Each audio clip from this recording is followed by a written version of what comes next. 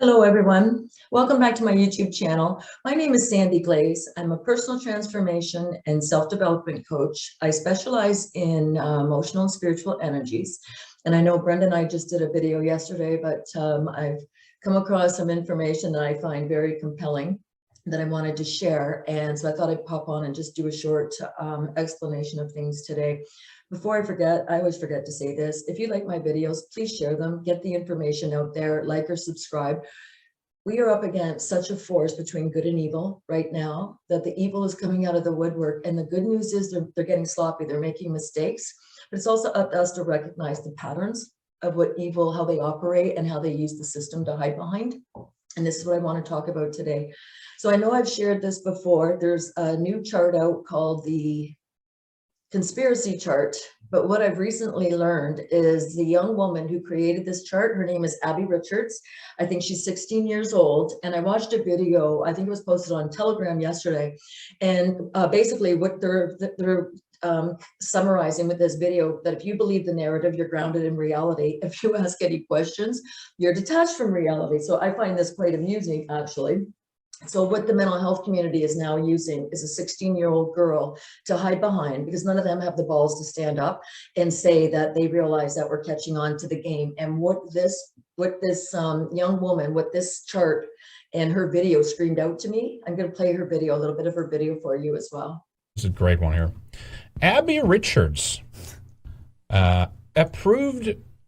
approved conspiracies. This is about having approved conspiracies, things that we know for a fact did happen, versus the dangerous ones that absolutely had no grounding in reality, and those are dangerous to talk about, and those are bad, so we have to ban those. So here she is in a video uploaded to her own Twitter account where she's talking about this conspiracy chart that she did back in, I forget what year it was, 2020 or 2019 or something, and then now she's done an updated one, and here it is on screen here, and she explains a little bit from it here, right?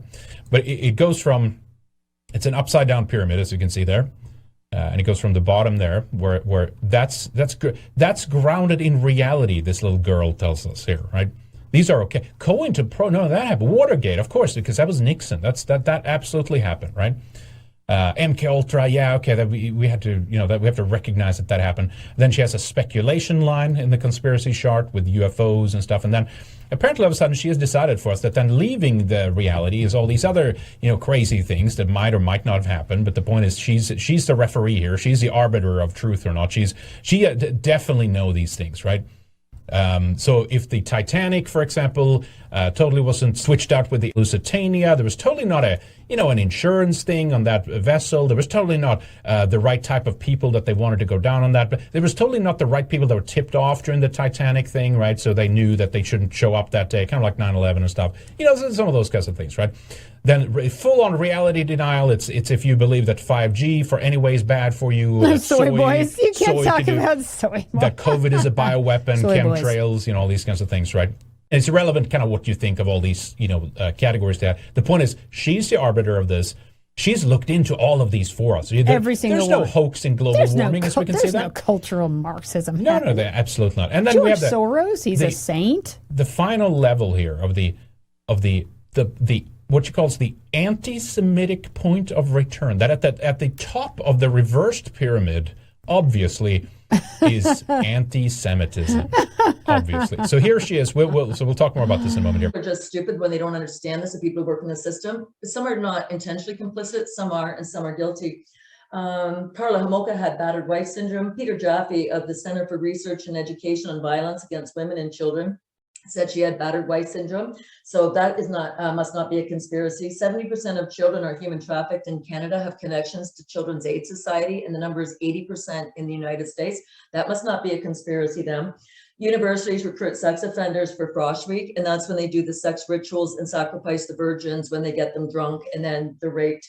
So it's all part of the satanic ritual abuse and the September 11th trafficking.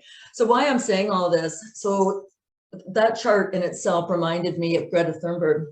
When did the system start hiding behind children? And the answer is, I don't think they ever stopped hiding behind the children, because Greta Thunberg is out there, Thunberg, I don't recall exactly how to pronounce her last name. She's out there talking about climate change like she's the expert. Well, where are all the experts? And I think they don't have the balls to put their name on their beliefs and put their name out there. And I'm going to give a few examples of this. In 2015, Kathleen Wynne stood up on a stage. I think it was out, I can't remember where the stage was. And she had two 14-year-old girls come on and say they wanted to know more about sex. Well, do you think those two wanting to know more about sex should be allowed to sway the entire curriculum in Southwestern Ontario, in Southern Ontario, all of Ontario even, all of Canada, globally, into the LBGT LMNOP agenda? So we start realizing that these people are all hiding behind children. And the other thing that I've come across recently, so let's just slam Mental Health Week, right? Don't call us Belle, we'll call you. So I'm looking at information I've been given that talks about all the incidents. And if you can see all of these school shootings, you see what caused it, whether it was withdrawal from a mental health drug, you see the dates. And I'm going to make this public. I have to find a way to scan this, but I'm going to make this public as well. So the first one, school shooting, the drug was Prozac withdrawal. The date, February 15th, 2008 in Illinois, 6 dead, 15 wounded. Perpetrator was in withdrawal from med and acting erratically. So they know that with some of these symptoms, what the drugs produce. So these are the same people that want you to get a shot, but won't tell you what's in it, right? Another school shooting, Prozac antidepressant, 2005, March 24th in Minnesota, 10 dead, 7 wounded. Oh, but boys are so violent, right? Another school shooting, Paxil, it says Sirexat, I'm not quite familiar with that name, antidepressant, 2001, March 10th, Pennsylvania, 14-year-old girl shoots and wounds classmate at Catholic school. Another school shooting, Zoloft antidepressant and ADHD medication. 2011, so it'll be July 11th, 2011. I have to look at the Gematria on that. Alabama, 14-year-old kills fellow middle school student. So the school shootings are pretty much this whole page. I don't know if it goes into the second page or not. So they are tracking the side effects of these drugs and the effects they're having on children. But what they're not doing is telling the public this.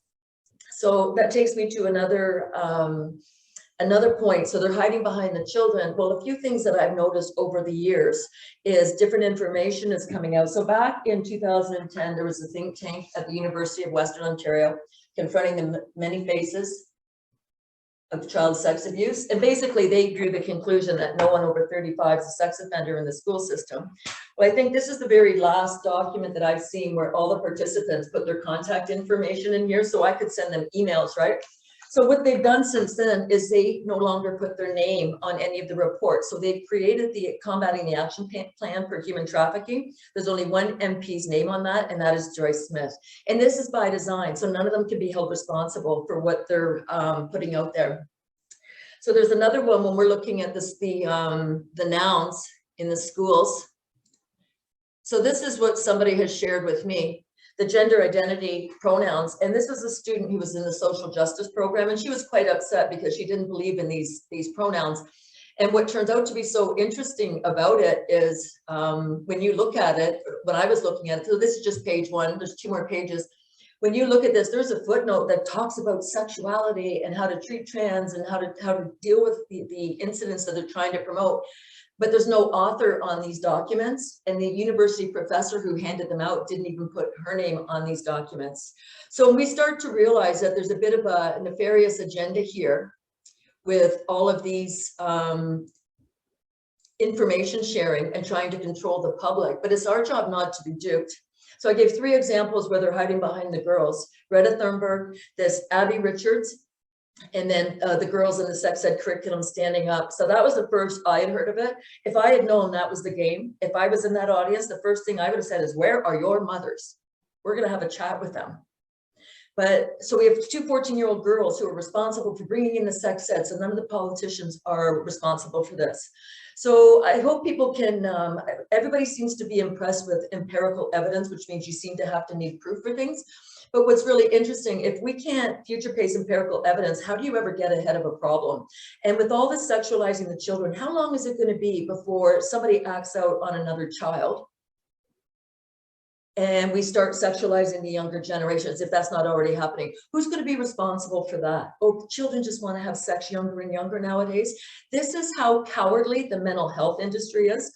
And the mental health are the ones who are behind the sex ed curriculum. They're the ones behind the assisted outpatient program, where the International Association of Chief Police gathered. So that, and they've come up with a plan, the assisted outpatient program, where they can lock up anybody they deem to have mental illness for 6 months without any explanation. And now that we see Christine Elliott wanting to put people in jail who decide to look after their own health and well-being and decide not to go along with the narrative, she gets to throw them in jail. So this is how corrupt the system is. And this is just one aspect of it, but this is why the whole thing needs to be called out, because I don't know anybody, even who works in the system, that has or very few people who have the guts to stand up within their own organization. So this, I've shown many times, the cone of consciousness. This is David Hawkins' cone of consciousness. So he's measured between 0 and 1,000, where different states of being are. So if we look at courage as 200, a lot of people say we live in fear, and I don't believe we live in fear. We lack courage in our society. We lack the people to stand up and do the right thing.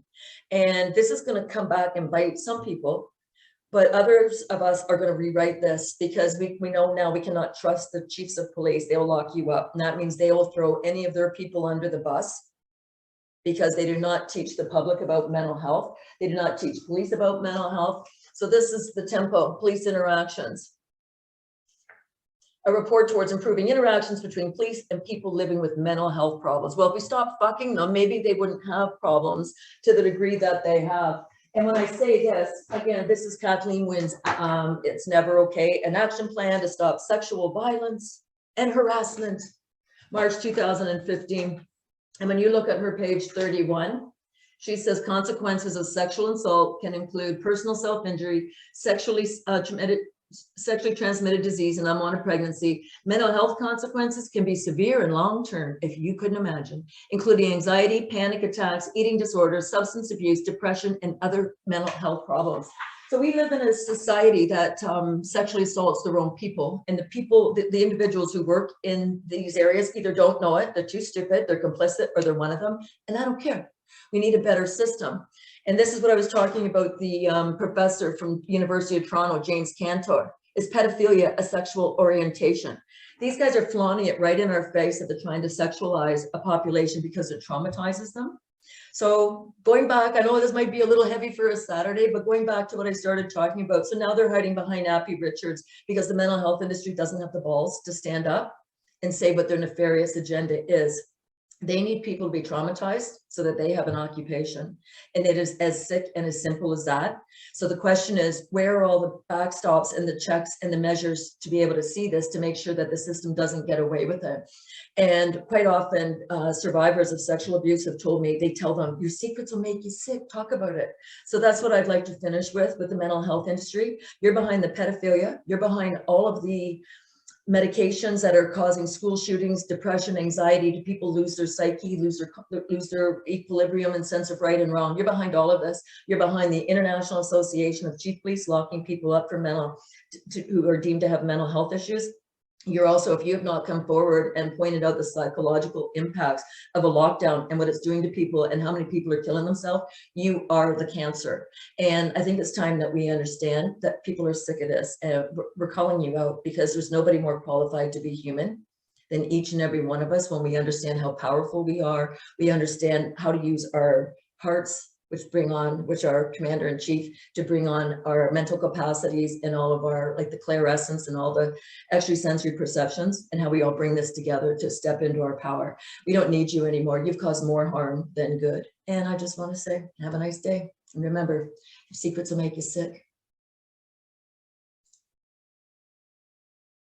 About that, anybody as well want to reach out and talk to me, or you have anything you want to share, or you understand how this game is played and you can add another piece of the puzzle, you can email me at sandy@endinggloballoneliness.com, and maybe together we can all work on this. So by all means, if you want to like, subscribe, and share this video, let's get the message out, because it's the targeted individual is each and every one of us on this planet right now.